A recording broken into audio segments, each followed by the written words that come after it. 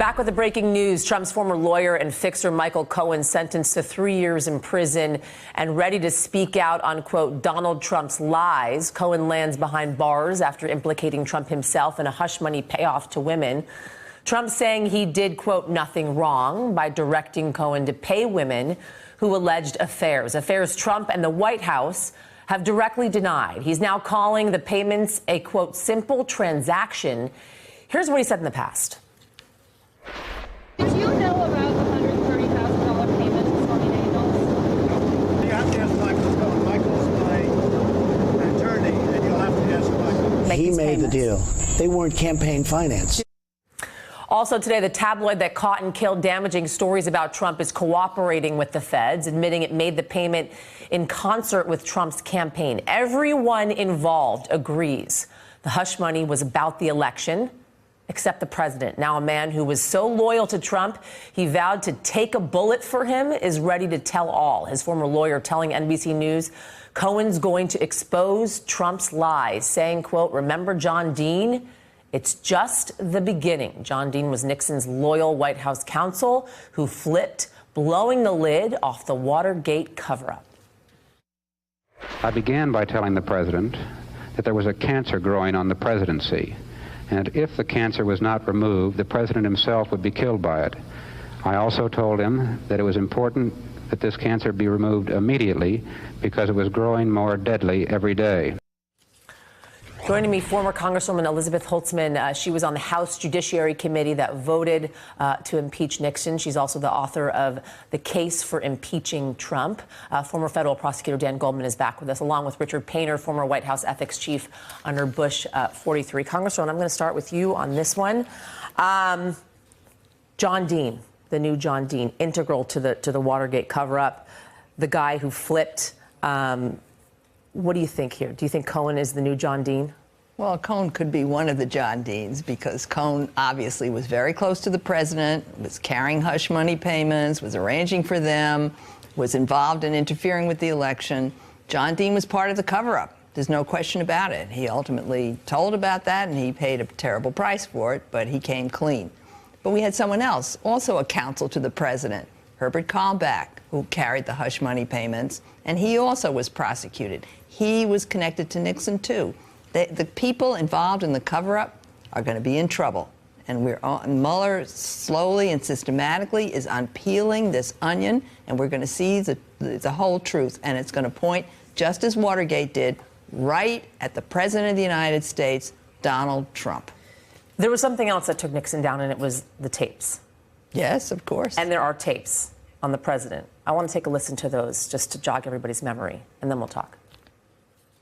You never know where that company, you never know where he's going to be. Gets it, but Correct. So I'm all over that. And I spoke to Alan about it when it comes time for the financing, which will be. Listen, what financing? We'll have to pay you. So I'll pay the kid. No. I got no. Hey, Noel, how are you? Go ahead, Dan. The parallels are interesting because what we're now starting to see is there are some tapes. I don't think they're the smoking gun tapes that thus far that existed in Nixon's case. But similarly, the cover-up here, we're starting, as we're peeling this onion, as Ms. Holtzman said, is starting to become bigger and bigger and bigger. We know that there are campaign officials or potentially members of the Trump organization or both who were involved in the AMI conversations that we just learned about today. Michael Cohen said he coordinated his false testimony to Congress with members of the White House and members of the White House counsel. The smoke around the cover-up here is starting to really billow, and it is getting bigger and bigger and bigger. And what you're also seeing is that when confronted with it, people fold.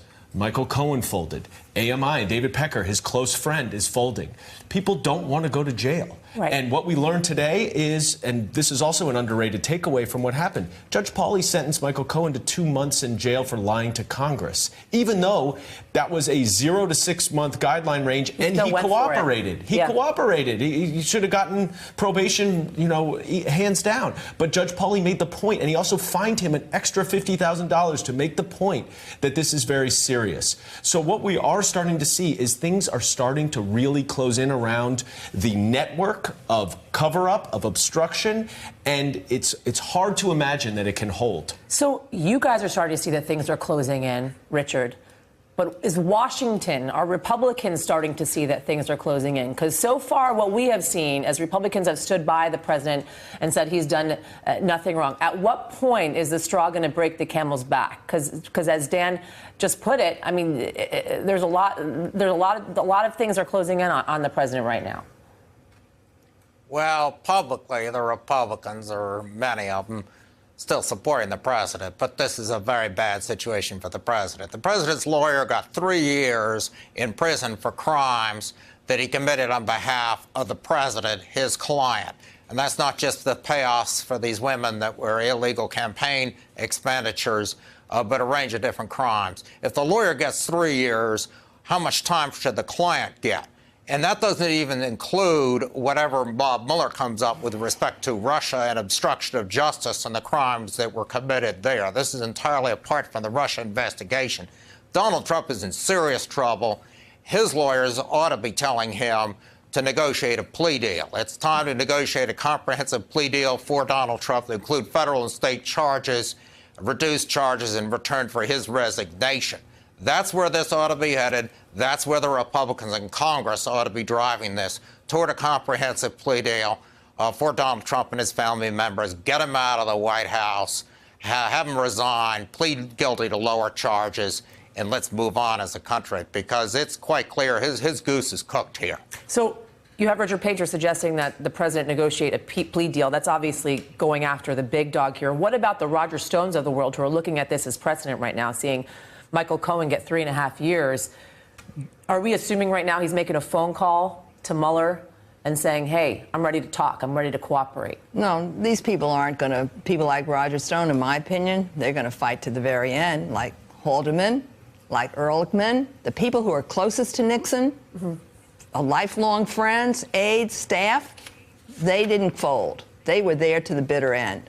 But the handwriting is on the wall for all of them, and that's really the point here. The cover-up has expanded, has mushroomed. We see how big it is, and these people aren't going to escape. And as far as the Republicans, go back to Watergate. Howard Baker, co-chair of the Senate Watergate Committee, vice chair of it, Republican from Tennessee, started out as a Nixon partisan. He started asking these famous questions: what does the president know, and when did he know it? He was convinced the president knew nothing and wasn't involved.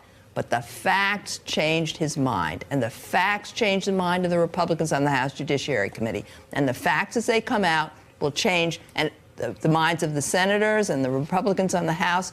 But if they don't change their minds, the American people will force them to change their minds. One of the concerns, though, is because there was the smoking gun in Watergate, that there now is a new barometer where people seem to require a smoking gun. That, of course, is not necessary in a criminal case, and it's not necessary in common sense.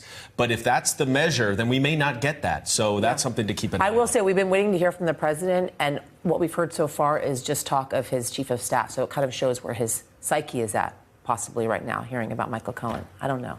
Just a window into it, maybe. Hey, I'm Ari Melber from MSNBC. You can see more of our videos right here, or better yet, subscribe to our YouTube channel below. You could have been anywhere in the world, but you're here with us, and we appreciate that.